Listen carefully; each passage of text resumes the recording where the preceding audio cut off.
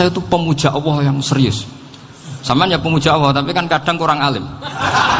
Saya ini pemuja Allah serius. Saya itu kalau ngaji, ya ngaji biasa belajar, itu sering nangis seneng. Misalnya saya baca tadi, Miftahul Jannah la ilaha illallah, luang kunci kok dikasihkan. Kita ini masuk neraka gak pantas, enggak bawa kuncinya kok masuk gitu. Harusnya kita ini masuk surga, kita kan pegang kunci surga, gak pegang kunci neraka. Maka aneh kalau kamu masuk neraka itu aneh. Coba kita pegang kunci surga apa kunci neraka? Tapi kadang teman saya suon rokok rano kunci ini.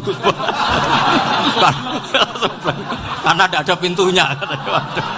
Terus saya bilang, kamu kok tahu? Memangnya mau ke sana kata saya. Saya tidak punya rencana tahu neraka. Dan saya meskipun guyon itu serius. Bedanya orang alim sama ndak itu di situ. Kalau orang alim itu guyon itu masih benar, masih serius. Coba saya bacakan ayatnya. Ala inna auliya Allahi la khaufun alaihim wa lahum yahzanun.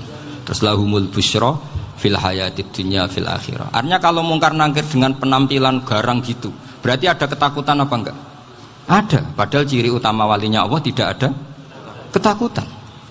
Makanya itu termasuk dalilnya Sayyid Muhammad. Tidak semua orang alami seperti itu, karena wali-wali itu la khaufun alaihim wa lahum yahzanun. Wah anak kiai ketemu karena kerja buat tidur wedek. Iku rezeki ora kok pertanyaan itu, nak konan santri piye? Lho isen wis kiai dihanjuti mungkar nakir. Malu gak kira-kira? Mesti pelengane konan santri piye? Nak jawabannya gampang karena pernah ngajar tauhid. Makanya Sayyidina Ali ini ceritanya ada di kitab Nurul Dholam. Sama lihat di kitab Nurul Dholam karangannya Syekh Nawawi Banten. Itu Sayyidina Ali itu ya, andekan orang biasa mungkin ya agak-agak hasud, tapi ini wali gak boleh kamu katakan. Dia itu mangkal sama Umar. Orang kok setiap orang pernah dibentak. Apa dia berani bentak mungkar nakir? Penasaran dia. Bagaimana kerengnya Umar itu berlanjut enggak gitu kira-kira. Akhirnya minta, ya Allah saya minta kasyaf. Ya karena yang minta Sayyidina Ali karena mau wajah dituruti sama kasyaf. Dilihat Sayyidina Umar pas meninggal itu. Jadi hasud itu ya kadang penting asal baik. Loh betul bahasa Kanjeng Nabi kadang la hasada illa fisnaten. Itu Nabi bahasakan ya hasad. Gus Verson saja yang nafsirkan ghobtoh itu kan gaya-gayanan sebagai ulama. Aslinya Nabi ngendikannya itu la hasada illa fisnaten. Ulama yang ganti itu namanya ghobtoh. Wong Nabi sendiri nyebut hasad kok kamu tafsiri ghobtoh. Ya hasad ya hasad. Udah enggak usah ditawil-tawil pokoknya gitu.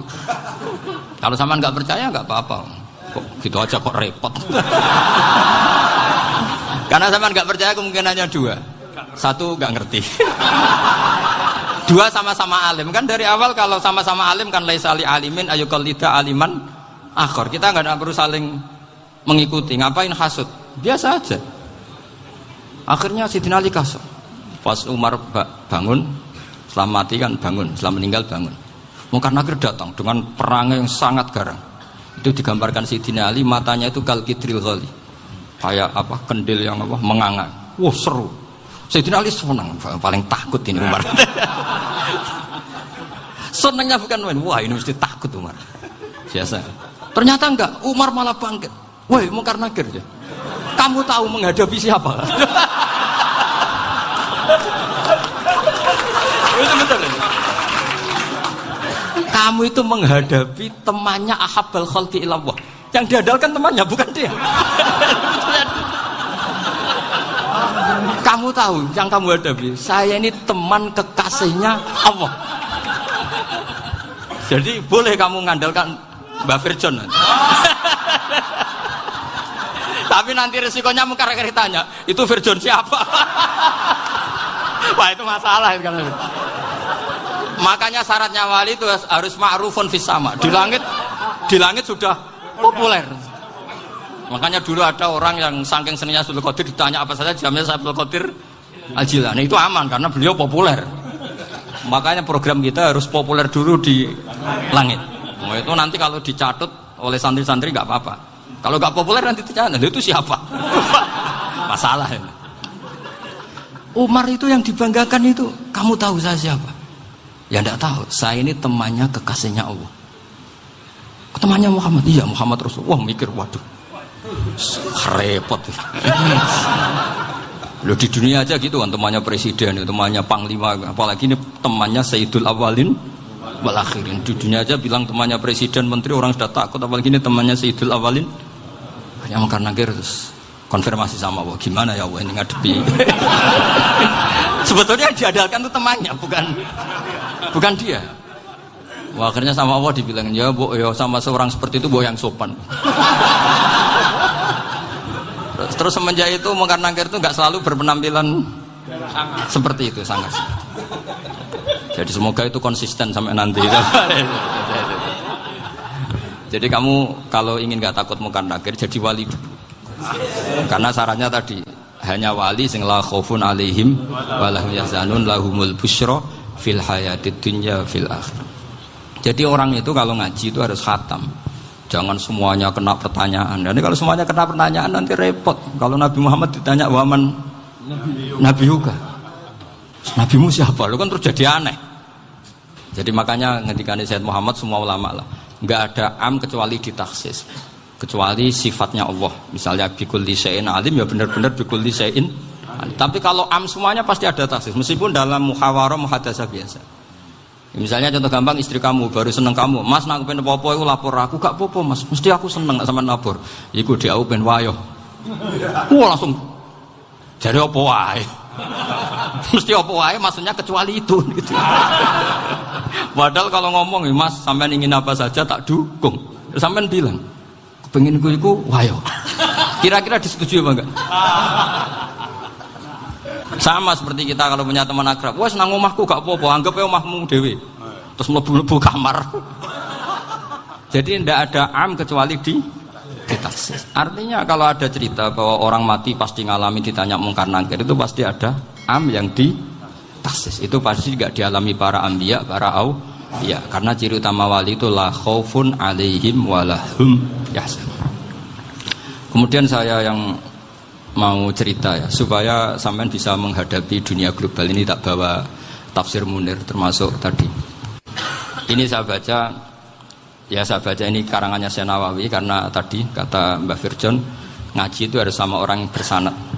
Saya ini kalah sama beliau itu berkali-kali. Secara nasab saya harus manggil Mbah. Secara silsilah ilmu saya juga kalah lagi. Saya sering disewani sama cucu-cucu Syekhona Khalil. Kiai Siddiq itu termasuk murid dekat beliau, Syekhona Khalil. Kalau itu berarti kan Gus Wirjon, Ahmad, terus Mbah Siddiq. Mbah Siddiq ngaji Syekhona Khalil.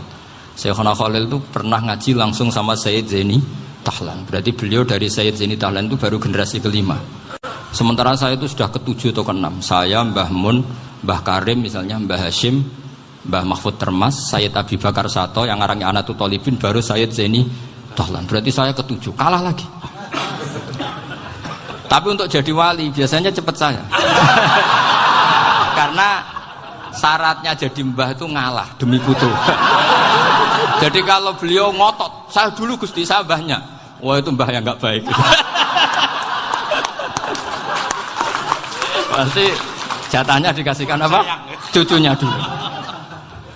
Makanya Abdul Muthalib itu orang yang dapat wangsit, tapi yang jadi nabi itu cucunya. Jadi dalil saya banyak. Sebenarnya Abdul Muthalib itu sudah sering dapat wangsit.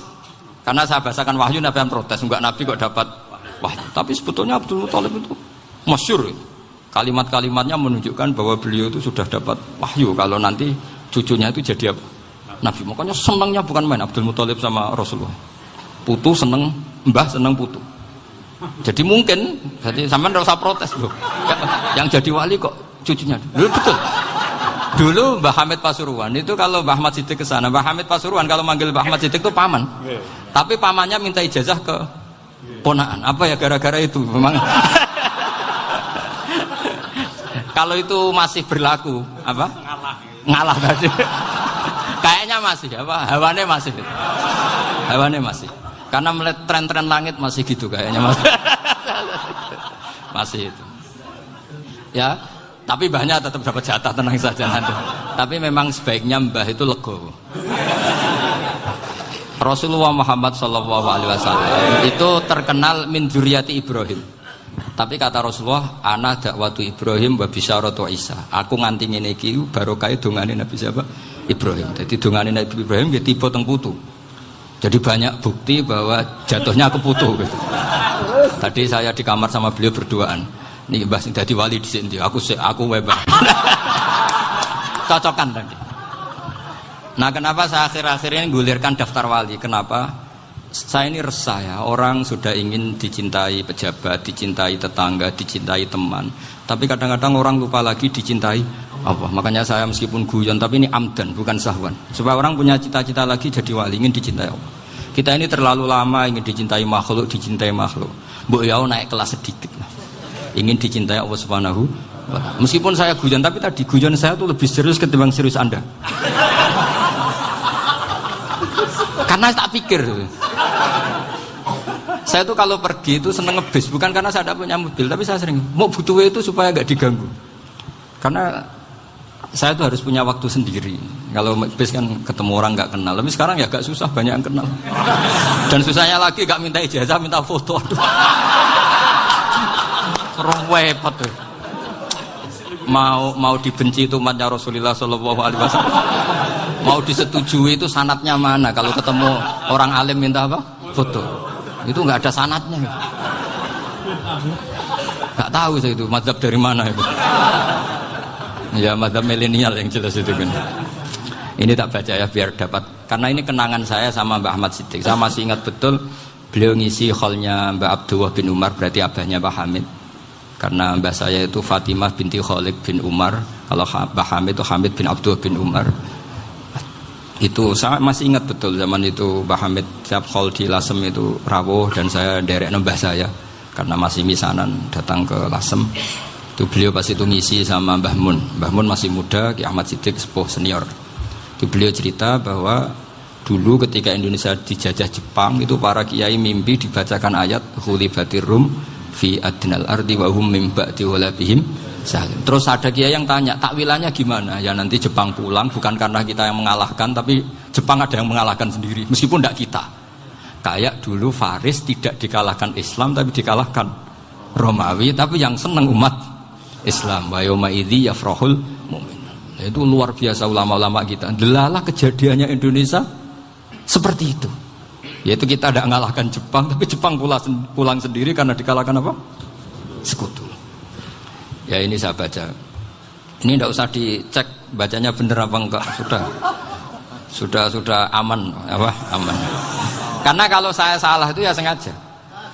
Artinya ya sengaja saja. Ya biasa maksudnya.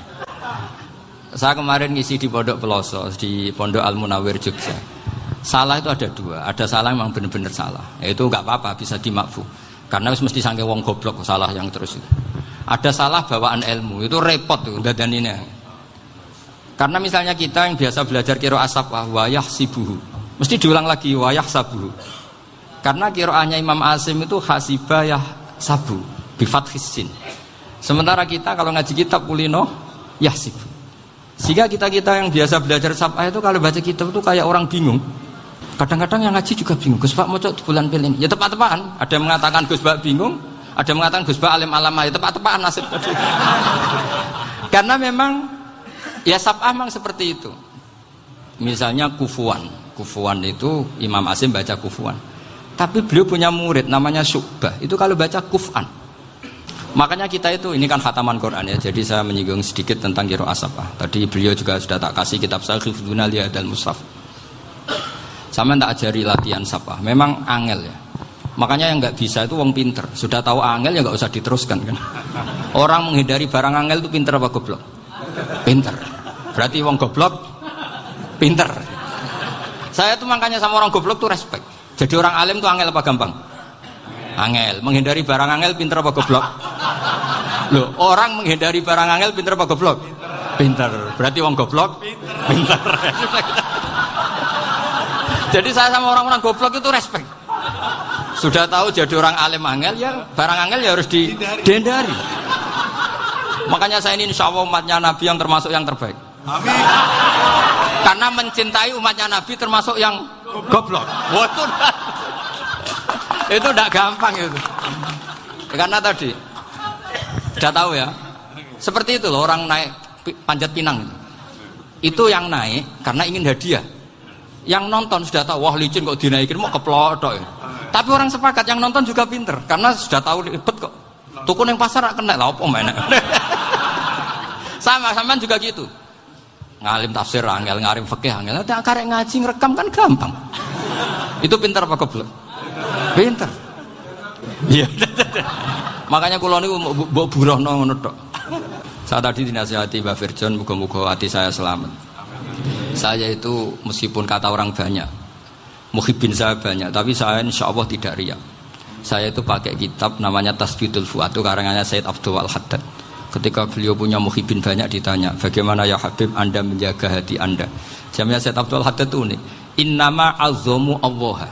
Mereka itu sebenarnya menghormati Allah, cuma butuh sarana, dan itu saya. Jadi saya tahu sampean semua itu mencintai Quran, mencintai sunnah Rasul, mencintai hadis-hadis Rasul. Cuma sampean kan karena nggak paham, terus manfaatkan saya. Jadi sebenarnya saya ini korban. Korban. Jadi saya mau riak gimana? Korban kok mau. Bangganya di mana tuh? Coba sampean misalnya ngaji tafsir, belajar sendiri kan susah. Terkibnya susah, maknanya susah, bahkan beli kitabnya kadang tidak kuat. Loh, untuk jadi alim tafsir itu kan harus beli kitab. Loh, saya sering belajar kitab itu jutaan. Tafsir Tobari, saya pernah beli kitab Fakhrur Razi itu berapa coba? 27 jilid. Karangannya Fakhrur, belum karangannya ulama modern, Imam Sya'rawi. Itu berapa jilid? Itu jutaan. Saya kemarin juga dihadiahi kitab Pak Quraish Shihab namanya Faidul Bari fi Syarhil Bukhari. Pak Quraish Shihab yang terkenal. Dia sering diskusi sama saya. Saya ngasih hadiah beliau ngasih hadiah saya. Oh itu harganya nggak kuat. Tidak kuat kadang di Indonesia nggak ada coba. Dan sama orang hebat menghindari kesulitan itu. Nah, kesulitan itu sebab ngaji ikut, kalau nggak paham dirukok rekamannya sudah gitu. Pinter mana sampean sama saya? Pinter sampean kan? Bikin sosis susah, beli aja kok repot kan. Makanya nggak boleh orang bilang, wah aku goblok reso tafsir aku wong pinter. Makanya nanti kalau saya ketemu Nabi tidak termasuk orang yang mentahkir orang Islam. Kafa bil mari isman ayah kira akhahul muslim.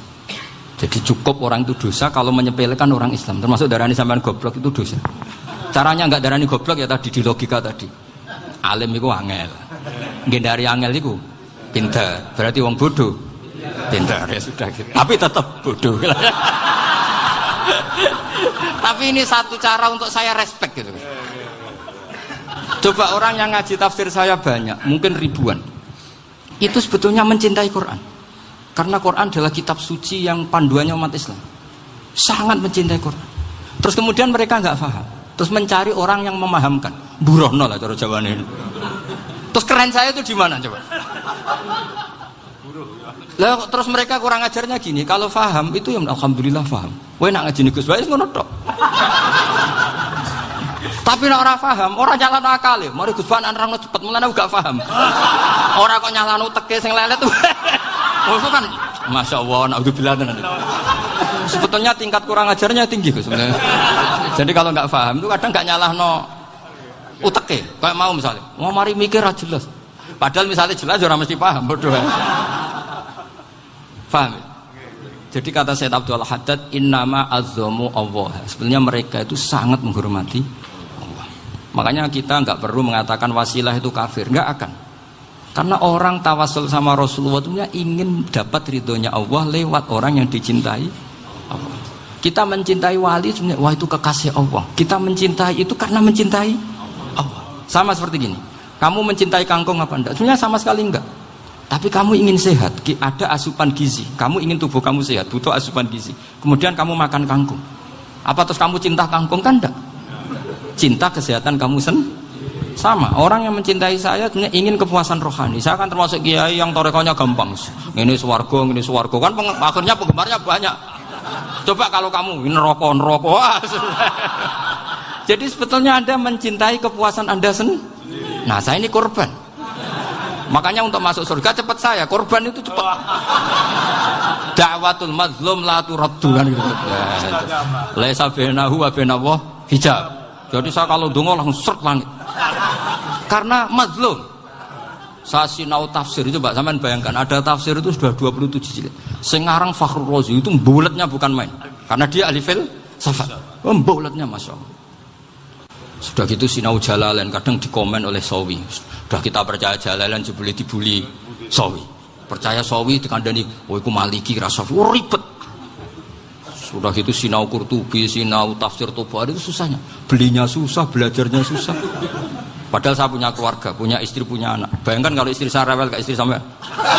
Wah itu, tapi alhamdulillah enggak. Sama sekali enggak. Allah sudah milihkan, wah ini bahaya kalau punya istri rewel. Imam Sibawai itu kitabnya banyak, tapi yang terbukukan hanya kitab Sibawai. Karena beliau kalau sudah belajar lupa istri. Hanya pas beliau di pasar, kitabnya dibakar semua sama istrinya. Karena dianggap saingannya. Ternyata yang dicerai tidak kitabnya, malah istrinya. Itu Imam siapa? Sibawai. Tapi alhamdulillah kitab saya nggak terbakar, aman. Saya teruskan ya. Jadi untuk menjaga riya dilatih innama azzamu Allah. Sebenarnya mereka itu menghormati Allah. Sehingga wasail-wasail itu sebenarnya nggak pernah jadi subjek pelaku utama, enggak. Tetap Allah.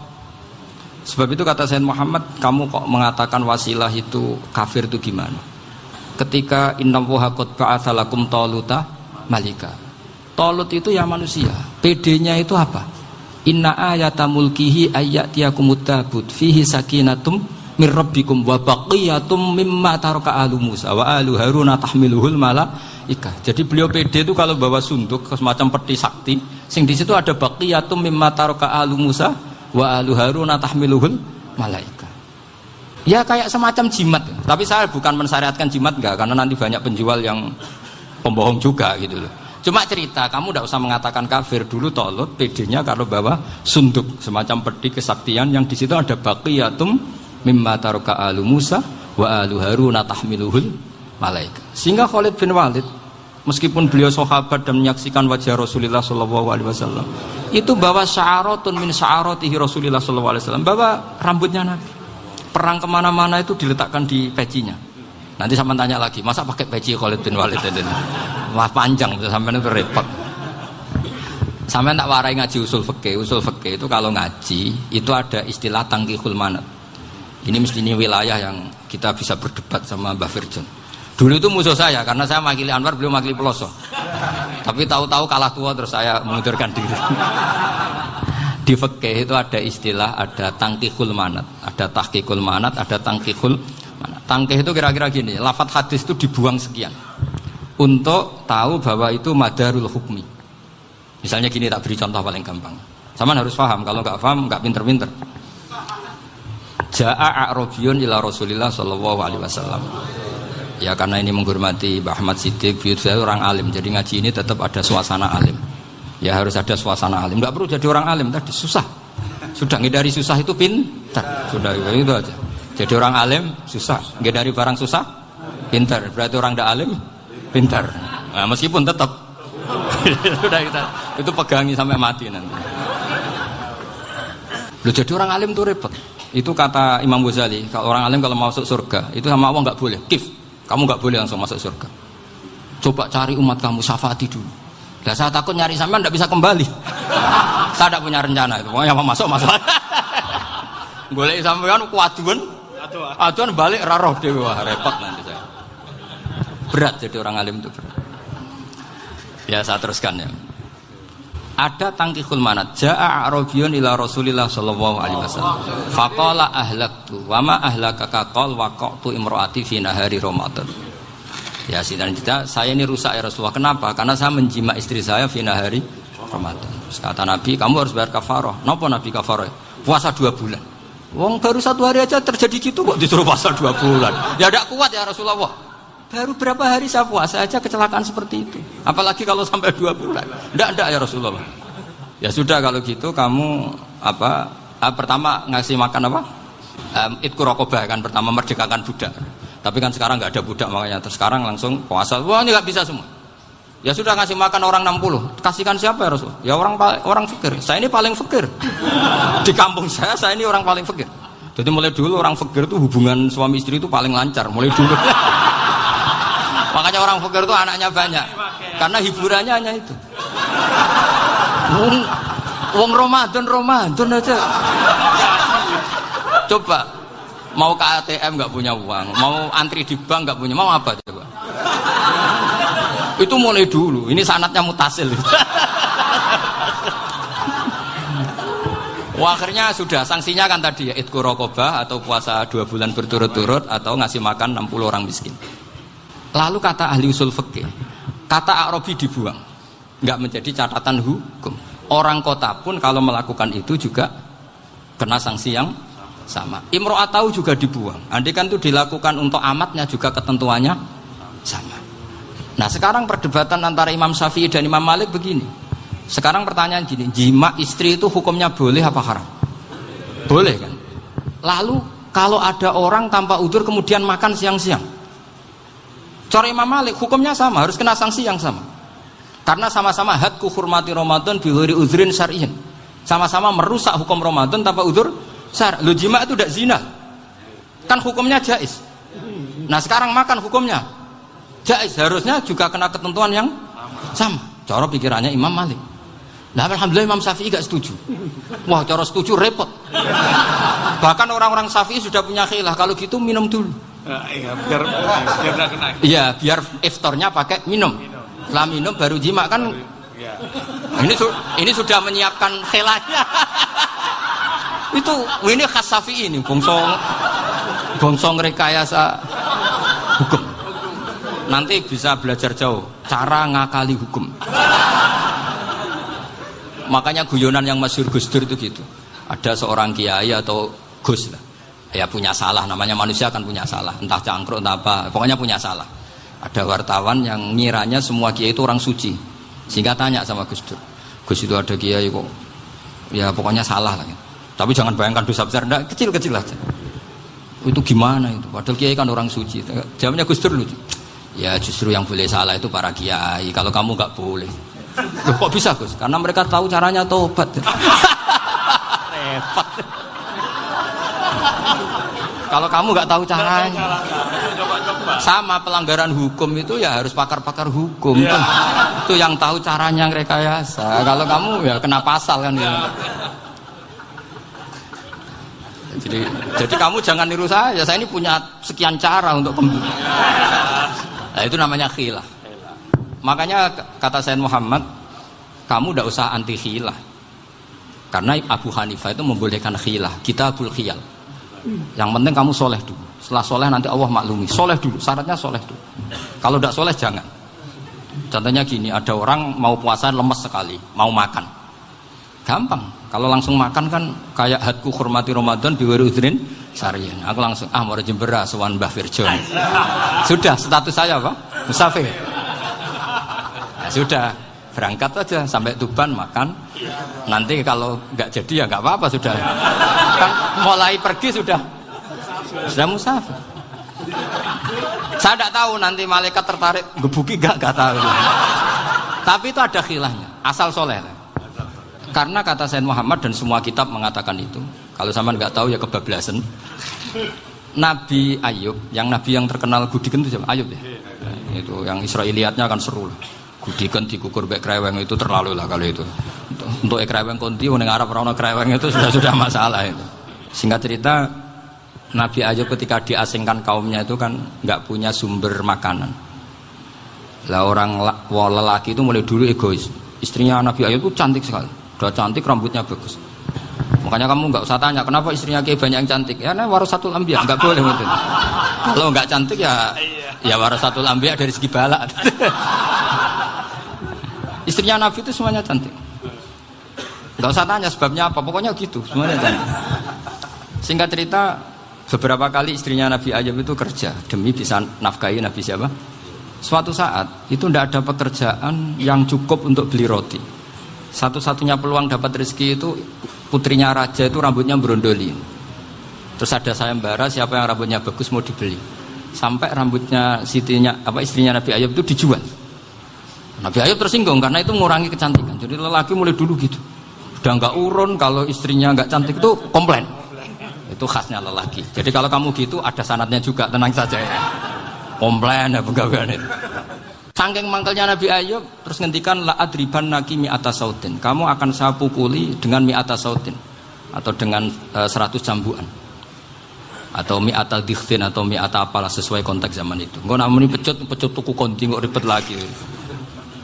Singkat cerita, akhirnya ketahuan bahwa istrinya menjual itu demi Nabi Ayub. Allah nggak ridho kalau kekasihnya yaitu istrinya Nabi Ayub wis perjuangan kayak gitu malah kena hukuman. Tapi Allah juga nggak ingin kekasihnya yang bernama Ayub melanggar sumpah. Padahal beliau sudah sumpah, wallahi demi Allah nanti tak pukul dengan 100 kali. 100 kali dengan lidi lah misalnya, contoh yang gampang tuh lidi. Akhirnya sama Allah dikasih satu solusi. Wa khud biyadika dikhtan fadrib bihi wala tahnas. Ya sudah, lidi itu ikat jumlahnya 100. Terus pukul sekali saja. Anggap saja sudah 100. Iku pangeran sing wari ngakali ngono iku pangeran. Tapi syaratnya soleh. Syaratnya soleh. Jadi kalau kamu anti khilaf berarti anti ajarannya Allah di ayat itu. Wa khud biyadika dikhtan fadrib bihi wala tahnas. Itu dulu ada, ini cerita di Ithaf, ini cerita terakhir, ini sudah, sama jangan nama sudah. Terus pengumuman tadi, yang nggak pernah sepuh ngutang saya itu haram tadi. Karena tadi saya punya kewajiban di rumah yang bisa menggugurkan ya kewajiban yang lebih besar.